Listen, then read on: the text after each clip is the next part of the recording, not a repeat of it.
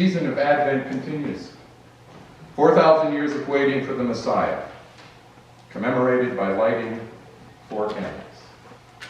We join with a hopeful throng in the lighting of the Advent candles, symbols of our faith and signs of God's love. We are a people of hope. Last Sunday, the frail light of a single candle dared to pierce through the darkness of desolation and fear. Hope lives in us and will abide with us.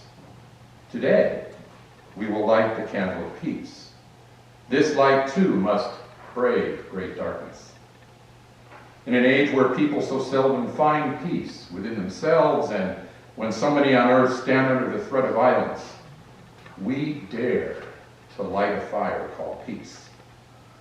Peace is not merely the absence of war and conflict, but peace that is the fullness of blessings for all. That is the peace for which we are to hope. Our Christ comes to bring peace to those who have been separated from God and one another. And so, in the name of that child born so long ago, we light the candles of hope and peace.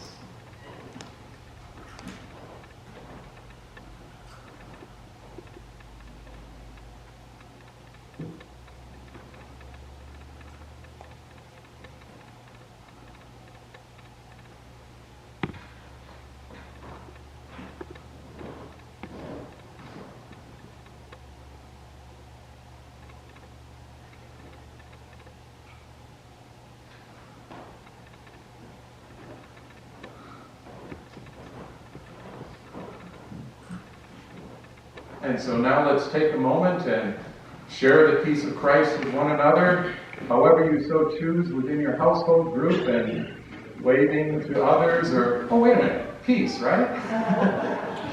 For those of us who knew the 60s and 70s, yes.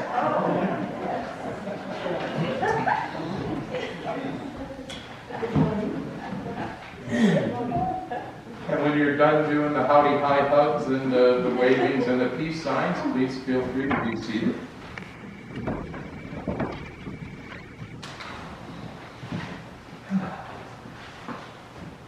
So was today a frantic day for any of the rest of you? I don't know. It just seems like I got up and it was a day late, dollar short from the moment my feet hit the ground. Just in one of those mornings. I told Linda, I said, after 35 years in ministry, one of the really nice things about coming to church is I know how to do this. And for an hour, give or take, whatever happened before, it's done. And whatever might be coming later, it might. But for this hour, it's like, so this is my safe space, my touchstone. So let's see. We still have some upper rooms, although the pile is going down, so thank you for those who are taking them. These are good through the end of December, so we still have, not quite 4 weeks worth of devotions, if you would care to take one or some, or take them to someone who you think might enjoy them. We have at least one more session, our Zoom book session on faith, hope, and polarity. The way it turns out, we've been taking 2 chapters a week, and we've got 3 chapters left. So I don't know if we're going to, push the brakes and only do about a chapter and a half this Wednesday and then finish up the following, or if we'll pedal to the metal and get all 3 done. So if you would be interested in joining us, even for the possibly last session, still have 2 copies of the book up here. You feel free to grab one and take it with you. And if you haven't been a part of the group, let me know if you want to join in, and I'll make sure you get the Zoom link so you can join us. Let's see, Leta told me that she and the youth group, that means RJ, have adopted a family, and that they had a good time shopping this week for that family of 5 kids that range from about, age 5 or 6 up to about 15. And she wanted to let you know that on behalf of our church, we're making sure at least that one family has a little brighter Christmas this year. Any other announcements? I mean, those are the only things I jotted down today. You may notice that, you know, the couple of kids we normally have in church or occasionally have in church are noticeably absent right now. We're going to try to put together a kids program that will be part of worship 2 Sundays hence on December 20th. So, you know, figuring out logistics and, you know, who feels comfortable in doing what, and maybe making sure we're still trying to abide by masking and distancing protocols. We're trying to work it out, you know. We're trying. That'd be a good T-shirt, right? We're trying. ... Although I got to tell you, I got, for those of you who do Facebook and are Facebook friends with me, you may have noticed I got a very special present this week from a niece of ours in Arizona. And she had to have died 1,000 deaths making this purchase for her Uncle Kurt, because it says, 2020 sucked, but at least the Dodgers won the World Series. God love her. So any other announcements about anything going on? So, as a church, we have donated to the light display, the drive-through light display that the Fairgrounds, Delaware County Fairgrounds, and the Manchester Chamber of Commerce put together this year. Our name will be on one of the boards, Shirley? It's the largest display, according to Jeannie, and it's got a number of churches' names on it. It's like 30 feet long. So It's awesome. It's awesome? Yep. Okay, we haven't made it. So I was wondering if anyone was interested in trying to find a night. It's only open Friday night and Saturday night and Christmas Eve and New Year's. So if anyone would be interested in going as a caravan and maybe driving around town, and we can't go caroling this year, but maybe we can do something as a church to kick off some Christmas spirit. If anybody is interested, let me know what works for you, works best for you, and we'll try and get something organized, and maybe we can meet at a parking lot somewhere, and I will provide the hot cocoa, and if anybody else wants to provide a sweet treat to mess up your car while you're driving through, you can enjoy some Christmas spirit. So let me know. Either text me or send me an email. So I called the UCC office in Cleveland. Did we receive any of those Christmas offering envelopes? No, still not today. I tell you. Oh well. Well, she says, oh, maybe this is it. Atlantic? That shouldn't be it, no. Well, hopefully, either by next week we'll either hear from the UCC in Cleveland, from the mothership, or we can do what we did before. We can make up some envelopes for the Christmas offering that goes to supplement income of ministers who have retired back in the day when salaries weren't really great. And it's really a nice way to pay tribute to former pastors of churches that may have served Golden or other congregations. Any other announcements? I looked on Facebook today. I didn't notice any anniversaries or birthdays. We got any of those going on? Okay, so nobody got me older. We're all still married. All right. Woo! That's a good week. That's a good week. Well, it has been interesting trying to find a selection of music to play during this Advent season leading us up to Christmas. And so we're going to hear everything today from Choralaires to Brad bringing us a solo to the Choir of King's College from Cambridge and my friend's Journey Bound. So let's open our worship today with Choralaires singing He Shall Be Called, and pay attention to the lyrics because you're going to hear them again in the scriptures.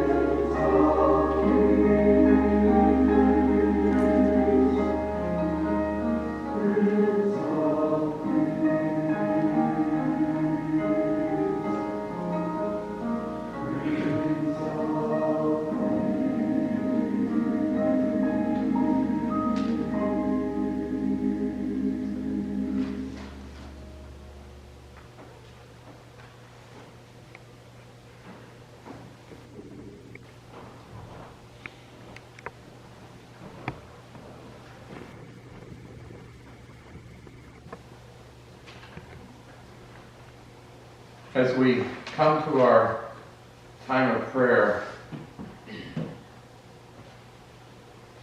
there was a wonderful comic, and it was in the commentary section of the newspaper this week. And it showed a mom and dad that are trying to get things set up for Christmas morning. So it's Christmas Eve after the little child has gone to bed. And all of a sudden, the little child is standing there, and the parents are looking rather annoyed that the child is awake. She says, "I'm sorry, I just couldn't sleep. I'm just so excited about the fact that there's going to be a vaccine soon."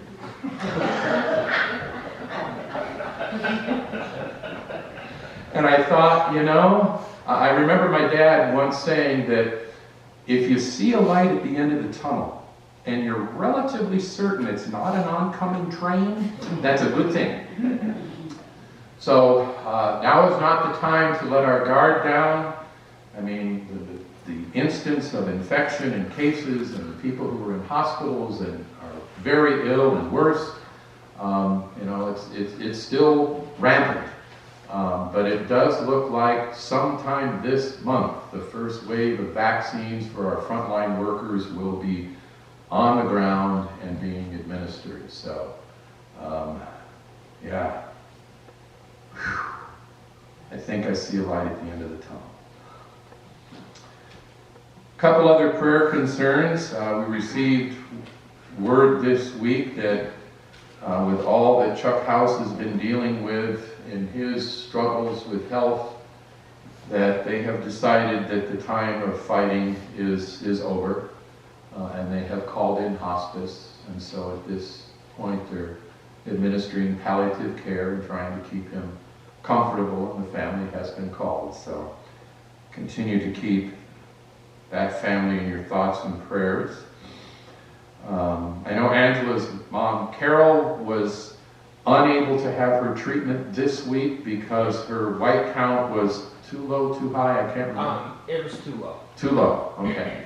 And that next week they're trying something a little different, where normally she's been going in on Tuesday and then taking They'll be going in stuff, so now that they're doing like a Monday, Wednesday this week. So, with so many cancer treatments, it's about figuring out what works and what will the patient tolerate to give them the best shot at the best success in the shortest amount of time.